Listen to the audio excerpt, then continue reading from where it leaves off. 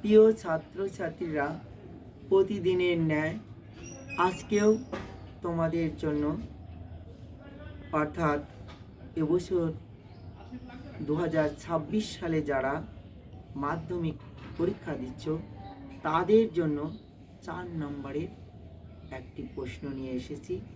অবশ্যই আশা করা যায় পরীক্ষায় আসবে। এই প্রশ্নটি হচ্ছে, কাশ্মীরের ভারতভুক্তিকরণ সমস্যাকে তুমি কিভাবে বিশ্লেষণ করবে। অর্থাৎ কাশ্মীরের ভারতভুক্তিকরণ সমস্যাকে তুমি কিভাবে বিশ্লেষণ করবে। 4 নম্বর পেতে হলে যেভাবে উত্তরটি লিখবে আমি সেভাবেই তোমাদেরকে বলছি। প্রথমে লেখো ভূমিকা। ভারতের স্বাধীনতা লাভের প্রাক্কালে 562টিরও বেশি দেশীয় রাজ্য ছিল এবং এদের অধিকাংশই ভারতে যোগ দিলেও কাশ্মীর এক দীর্ঘসূত্রী সমস্যার সৃষ্টি করে। কাশ্মীর সমস্যার প্রেক্ষাপট অর্থাৎ কোন পরিস্থিতিতে এই কাশ্মীর সমস্যার সৃষ্টি হয়েছিল। কাশ্মীর সমস্যা প্রেক্ষাপট বিশ্লেষণ করলে দেখা যায়, প্রথম পয়েন্ট করবে হরি সিংয়ের সিদ্ধান্ত।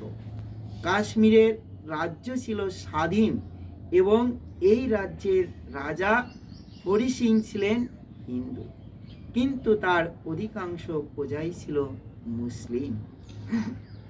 হরি সিং প্রথম দিকে ভারত বা পাকিস্তান কোনো রাষ্ট্রেই যোগ না দিয়ে তার স্বাধীন অস্তিত্ব বজায় রাখতে সচেষ্ট হন। পাকিস্তানের প্রচেষ্টা।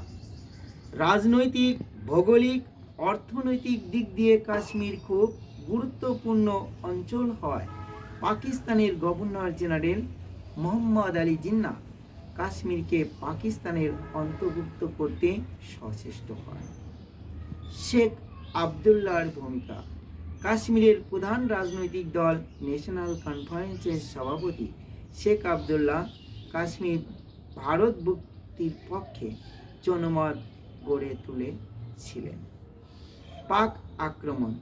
পাকিস্তান মদতপুষ্ট হানাদারগণ কাশ্মীর রাজ্য আক্রমণ করে পুরী, বারমুলা প্রভৃতি স্থান দখল করলেন 22 অক্টোবর 1947। উপসংহার। এই অবস্থায় বাধ্য হয়ে কাশ্মীর মহারাজা হরি সিং ভারতের কাছে সামরিক সাহায্য চেয়ে পাঠালে ভারত সরকার মহারাজা হরি সিংকে শর্ত দেন যে তিনি যদি ভারত ভক্তির দলিলে স্বাক্ষর করেন তবে ভারত সামরিক সাহায্য প্রদান করবে।